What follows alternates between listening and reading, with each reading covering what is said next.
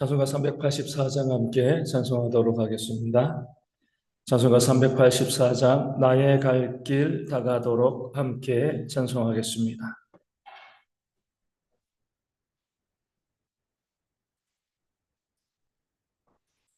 찬송가 384장입니다.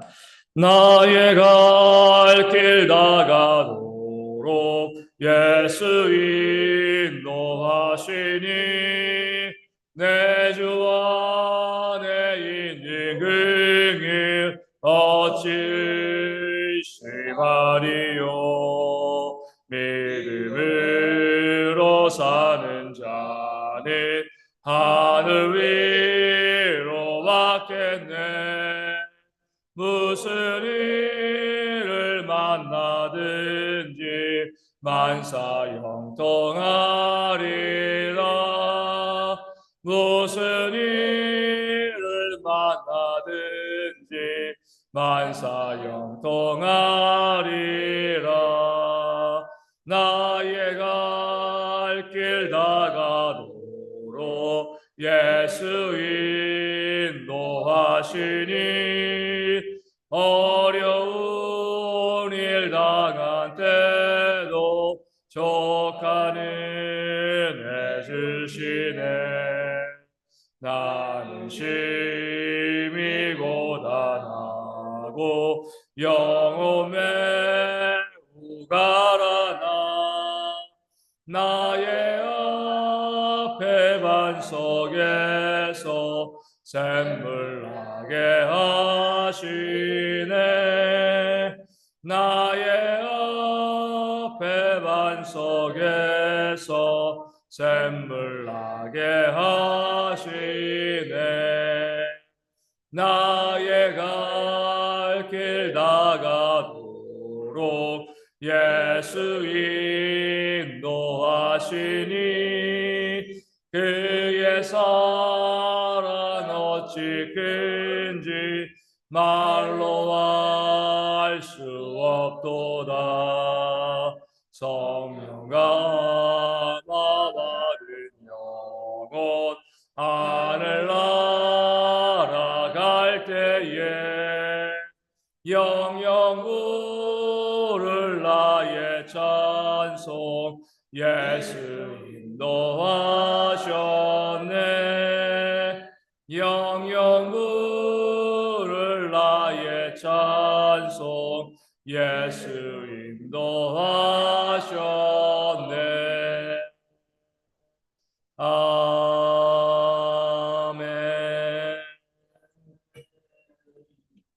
사도신경으로 우리의 신앙을 함께 고백하겠습니다. 나는 전능하신 아버지 하나님 천지의 창조주를 믿습니다. 나는 그의 유일하신 아들 우리 주 예수 그리스도를 믿습니다. 그는 성령으로 잉태되어 동정녀 마리아에게서 나시고 본디오 빌라도에게 고난을 받아 십자가에 못 박혀 죽으시고 장사된 지 사흘 만에 죽은 자 가운데서 다시 살아나셨으며 하늘에 오르시어 전능하신 아버지 하나님 우편에 앉아 계시다가 거기로부터 살아있는 자와 죽은 자를 심판하러 오십니다. 나는 성령을 믿으며 거룩한 공교회와 성도의 교제와 죄를 용서받는 것과 몸의 부활과 영생을 믿습니다. 아멘. 예레미야 39장 1절에서 18절까지의 말씀을 보겠습니다. 예레미야 39장 1절에서 18절까지의 말씀입니다. 제 말씀을 읽어드리겠습니다. 유다의 시드기야 왕의 제9년 열째 달에 바벨론의 느부갓네살 왕과 그의 모든 군대가 와서 예루살렘을 에워싸고 치더니 시드기야의 제11년 넷째 달 아홉째 날에 성이 함락되니라. 예루살렘이 함락되매 바벨론의 왕의 모든 고관이 나타나 중문에 앉으니 곧 네르갈사레셀과 삼갈레브르와 내시장 살스기민이 네르갈사라셀은 궁중장관이며 바벨론 왕의 나머지 고관들도 있더라. 유다의 시드기야 왕과 모든 군사가 그들을 보고 도망하되 밤에 왕의 동산 길을 따라 두담 샘문을 통하여 성읍을 벗어나서 아라바로 갔더니 갈대아인의 군대가 그들을 따라 여리고 평원에서 시드기야에게 미쳐 그를 잡아서 데리고 하마 땅 리블라에 있는 바벨론의 느부갓네살 왕에게로 올라가매 왕이 그를 심문하였더라. 바벨론의 왕이 리블라에서 시드기야의 눈앞에서 그의 아들들을 죽였고 왕이 또 유다의 모든 귀족을 죽였으며 왕이 또 시드기야의 눈을 빼게 하고 바벨론으로 옮기려고 사슬로 결박하였더라. 갈대아인의 왕궁과 갈대아인들이 왕궁과 백성의 집을 불사르며 예루살렘 성벽을 헐었고 사령관 느부사라단이 성중에 남아있는 백성과 자기에게 항복한 자와 그 외의 남은 백성을 잡아 바벨론으로 옮겼으며 사령관 느부사라단이 아무 소유가 없는 빈민을 유다 땅에 남겨두고 그날에 포도원과 밭을 그들에게 주었더라. 바벨론의 느부갓네살 왕이 예레미야에 대하여 사령관 느부사라단에게 명령하여 이르되 그를 데려다가 선대하고 해하지 말며 그가 내게 말하는 대로 행하라. 이에 사령관 느부사라단과 내시장 느부사스반과 궁중장관 네르갈 사라셀과 바벨론 왕의 모든 장관이 사람을 보내어 예레미야를 감옥들에서 데리고 사반의 손자 아이감의 아들 그다랴에게 넘겨서 그를 집으로 데려가게 하며 그가 백성 가운데 사니라. 예레미야가 감옥들에 갇혔을 때에 여호와의 말씀이 그에게 임하니라. 이르시되 너는 가서 구스인 에벤멜렉에게 말하기를 만군의 여호와 이스라엘의 하나님의 말씀에 내가 이 성에 재난을 내리고 복을 내리지 아니하니라 한 나의 말이 그날에 내 눈앞에 이루리라. 여호와의 말씀이니라. 내가 그날에 너를 구원하리니 내가 그 두려워하는 사람들의 손에 넘겨지지 아니하리라. 내가 반드시 너를 구원할 것인즉 내가 칼에 죽지 아니하고 내가 노력물같이 내 목숨을 얻을 것이니 이는 내가 나를 믿었습니다. 여호와의 말씀이니라 하시더라. 아멘. 오늘 말씀에는 우리 하나님께서 신실하게 그 모든 말씀을 이루어 가신다, 이루어 내신다, 이 사실을 우리 가운데 보여주고 있습니다. 예레미야는 바벨론에 의해서 이 땅이 멸망당할 것이다 라고 선포했습니다. 그럴 때 그 선포를 왕과 백성들 또 귀족들은 믿지 아니했습니다. 말도 안 되는 소리다 라고 이야기하면서 오히려 예레미야를 핍박하고요, 또 가두고 죽이려고 했습니다.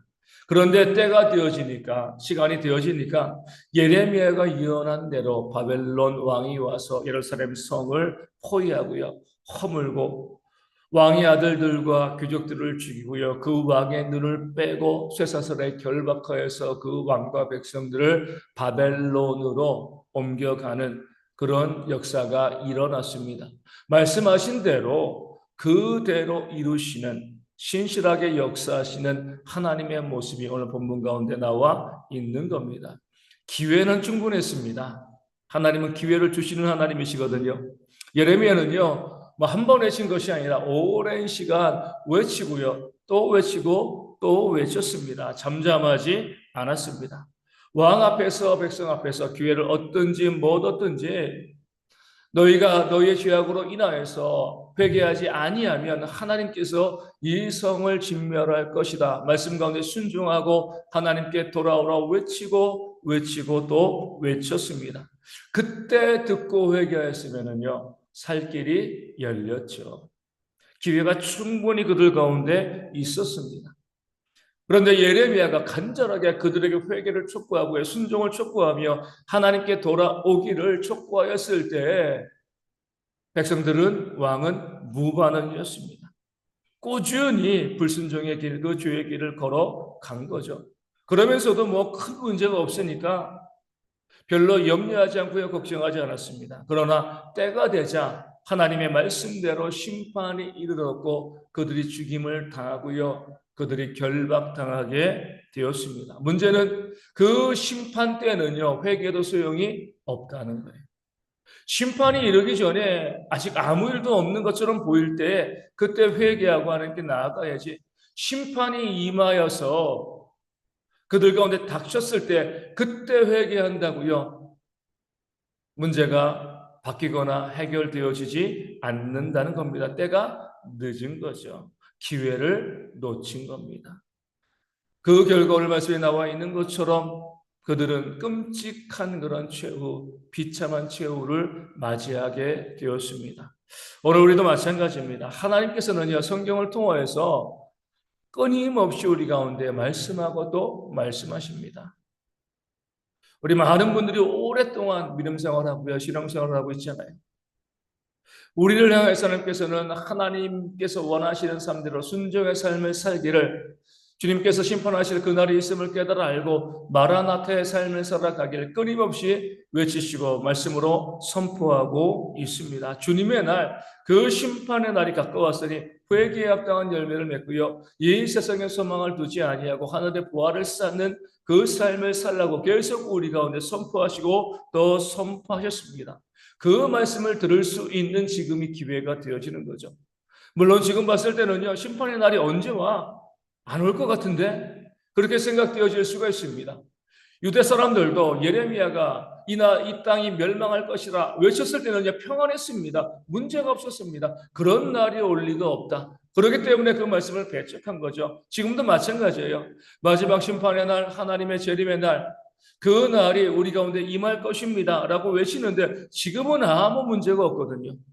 그러니까 그 외침이 공허하게 들릴 수가 있습니다. 그렇기 때문에 그 말씀의 외침을 듣고도요, 마라나타의 삶을 살아가면서 하늘의 보화를 쌓기보다 그저 이 땅에서 잘 먹고 잘 살아가고 내 욕심대로 살아가는 그 삶에 집중하고 있는 교인들이 땅 가운데 참으로 많이 있습니다. 기회가 주어졌는데 그 기회를 살리지 못하는 거죠.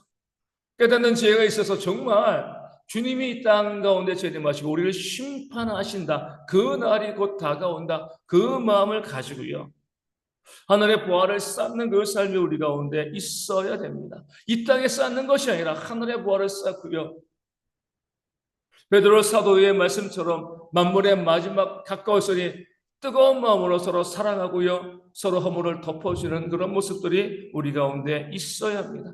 지극히 작은 자 하나를 예수님처럼 섬기는 그런 모습이 우리 가운데 있어야죠. 그렇게 적극적으로 선을 행하는 삶을 살아가는 것이 바로 주님께서 이 땅을 심판하실 그 날을 준비하는 삶이 되어지는 겁니다.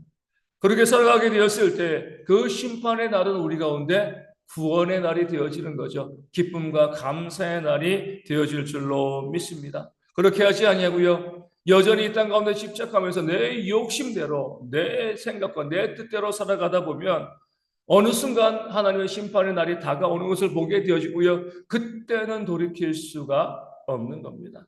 그때 회개한다고 그 회개가 역사를 만들어내지 않는 거죠. 지금 바로 말씀을 들을 이때 우리가 회개하고요, 이 세상의 삶이 아니라 영생을 소망하며 마라나타의 삶을 살아가는 그런 지혜가 우리 가운데 있어야 할 줄로 믿습니다.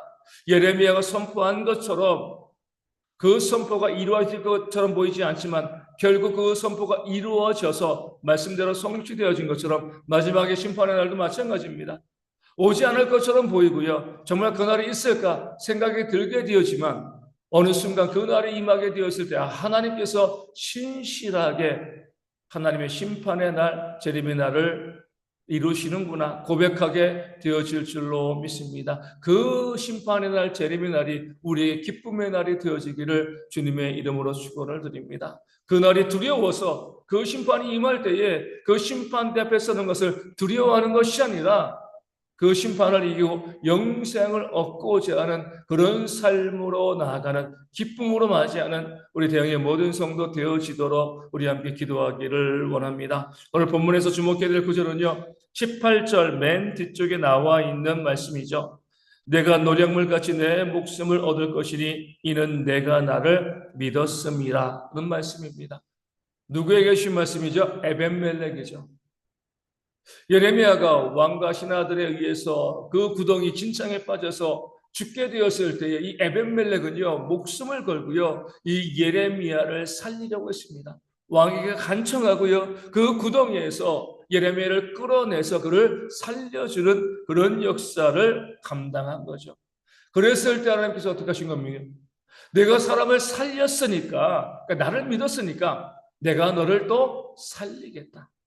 성경의 중요한 원리 우리 잊으시면 안 돼요. 심은 대로 거두게 하신다는 겁니다. 반드시 그렇게 되어집니다. 예레미야를 죽이려고 한 자들은요, 죽이려는 것을 심었기 때문에 죽임을 당한 거죠.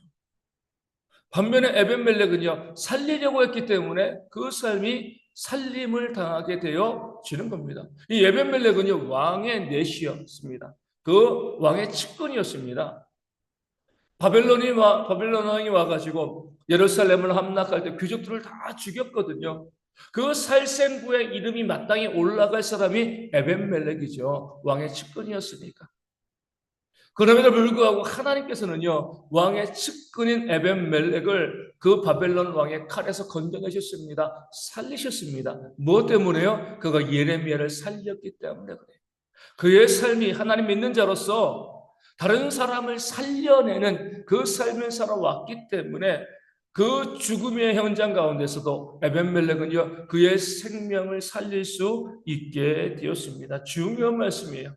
이렇게 세상으로 이야기할 수 있습니다. 내 운명은 내가 만든다는 거예요. 물론 우리 운명을 믿지 않습니다. 하나님의 섭리를 믿는 거죠. 우리 이렇게 이야기할 수 있습니다. 내가 앞으로 어떠한 삶을 살아가게 될 것인가? 하나님께서 내게 어떻게 역사하실 것인가? 우리는요, 그 앞으로 되어질 일들을 충분히 알 수 있게 되어집니다. 심은 대로 거두니까요, 그렇죠? 내가 남을 살리는 삶을 살면은요, 내가 살게 됩니다. 남을 죽이면 내가 죽게 되어지는 거죠. 남을 먹이면은요, 내가 먹게 되어집니다. 남의 것을 빼앗으면 내 것도 빼앗기게 되어지는 겁니다. 지금 내가 행하는 삶의 모습이요, 앞으로 내 삶에 다가오는 그런 모습이 되어지는 거죠. 예수님께서는 말씀하십니다. 너희가 남에게 대접을 받고자 하는 대로 먼저 남을 대접하라. 그 대접한 대로 내가 대접을 받게 되어지는 겁니다. 남에게 행한 대로, 이웃에게 행한 대로 내가 다 받게 되어지는 거죠. 그러면서 우리가 내 삶에 좋은 것, 선한 것, 아름다운 것이 가득하기를 바란다고 하면 어떻게 하면 되는 거죠? 남에게 그것을 베푸시면 되는 거예요. 남을 비방하면 내가 비방받고요. 남을 칭찬하면 내가 칭찬받게 됩니다. 인정받기를 원하시면요, 다른 사람을 먼저 인정해 주시면 돼요. 높임받기를 원하시면 다른 사람을 높여주고 내가 섬기는 자가 되어지면 되는 겁니다. 내 마음에 내가 받고 싶은 것들, 내게 소망하는 것들, 내 삶에서 이루어지고 싶은 것들이 정말 있다라고 하면 내 이웃에게 그대로 행하면 그것이 내게 이루어지게 되어질 줄로 믿습니다. 그 하나님의 역사를 믿으시고요. 우리가 말이나 행동이나 모든 것에 있어서 그것이 결국 나에게 돌아온다는 사실을 알고요. 내 이웃들에게 선하고 좋은 것들, 그런 말들, 그런 행동을 보여줄 수 있는 지혜가 우리 모두 가운데 있도록 이 아침에 기도하도록 하겠습니다. 말씀을 기억하시고요. 하나님께서 반드시 신실한 대로 신실하게 역사하신다.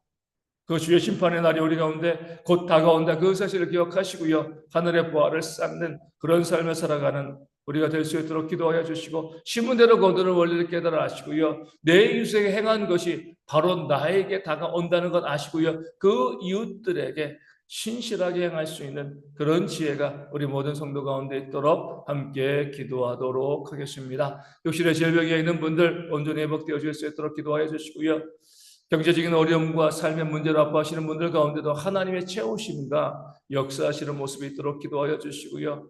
우리 가운데 또 어르신들과 아이들이 날이 점점 더워지는데 기력이 떨어지지 아니하도록 우리 건강할 수 있도록 우리 군에 있는 형제들 위하여서도 기도하여 주시고요.